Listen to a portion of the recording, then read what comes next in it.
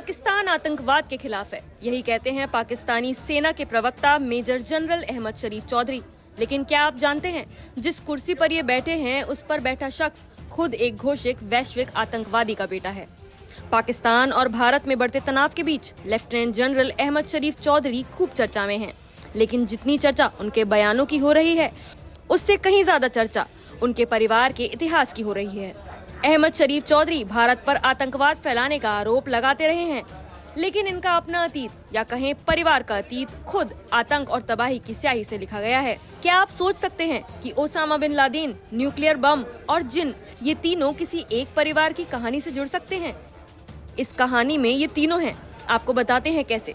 दरअसल पाकिस्तानी सेना के प्रवक्ता अहमद शरीफ चौधरी के पिता सुल्तान बशरुद्दीन महमूद पाकिस्तान का वो न्यूक्लियर साइंटिस्ट है जिसने 1970 और 80 के दशक में पाकिस्तान को एटमी ताकत बनाया। लेकिन विज्ञान से आगे बढ़कर वो पहुंच गए जिहाद और तबाही की राह पर। महमूद ने पाकिस्तान एटॉमिक एनर्जी कमीशन में दशकों तक काम किया।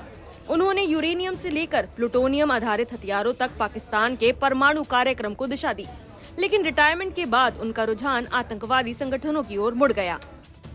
संयुक्त राष्ट्र की रिपोर्ट के मुताबिक अगस्त 2001 में 9/11 हमलों के कुछ हफ्ते पहले महमूद और उनके साथी चौधरी अब्दुल मजीद ने कंधार में ओसामा बिन लादेन और तालिबान प्रमुख मुल्ला उमर से मुलाकात की थी। उनकी संस्था उम्मत तामीर-ए-नौ उस वक्त एक एनजीओ के रूप में कंधार में काम कर रही थी, लेकिन असल में वो आतंकी नेटवर्क से गुप्त संपर्क बनाए हुए थी। संयुक्त राष्ट्र का कहना है कि महमूद ने बिन लादेन को न्यूक्लियर हथियार बनाने की तकनीक की जानकारी दी।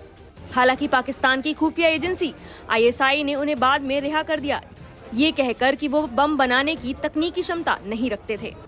कभी पाकिस्तान सरकार ने उन्हें सितारा-ए-इम्तियाज से नवाजा, लेकिन बाद में वो सरकार के आलोचक बन गए। महमूद का मानना था कि पाकिस्तान के न्यूक्लियर हथियार पूरी मुस्लिम उम्मत की संपत्ति है और उन्हें इस्लामी देशों के साथ साझा किया जाना चाहिए।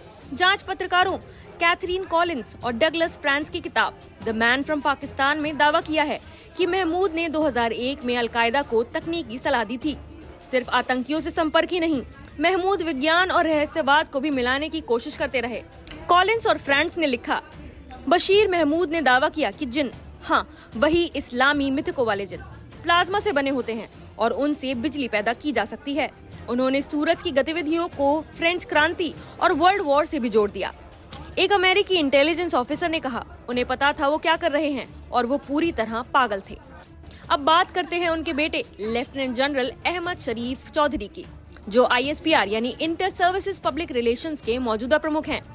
उन्होंने पाकिस्तानी सेना में एक अलग रास्ते से प्रवेश किया और रक्षा टेक्नोलॉजी से जुड़े कई पदों पर काम किया है, जिनमें defence science and technology organisation यानी डेस्टो भी शामिल है, जिसे 1998 के बाद अमेरिका ने प्रतिबंधित किया था। और अब वही शख्स ISPR की कुर्सी पर बैठकर भारत को आतंक समर्थक बता रहा है। शरीफ चौधरी जियाउल हक के उस दौर में पले बढ़े जब पाकिस्तान में कट्टरपंथ को राजनीति बना दिया गया था। आज उनकी निजी विचारधारा भले सामने न हो, लेकिन अतीत साफ चीख चीख कर कहानी बयां कर रहा है। सवाल सिर्फ DG ISPR की बयानबाजी का नहीं है, सवाल ये है कि क्या पाकिस्तान की सत्ता के गलियारों में अब भी आतंकवाद की जड़ें मौजूद हैं। नमस्कार, मैं हूं मानक गुप्ता। अगर आपको हमारा ये वीडियो पसंद आया हो तो इसे लाइक और शेयर जरूर करें और हाँ, हमें सब्सक्राइब और फॉलो करना ना भूलें ताकि आप देश और दुनिया की कोई खबर मिस ना करें। तो जुड़े रहिए हमारे साथ और देखते रहिए News 24।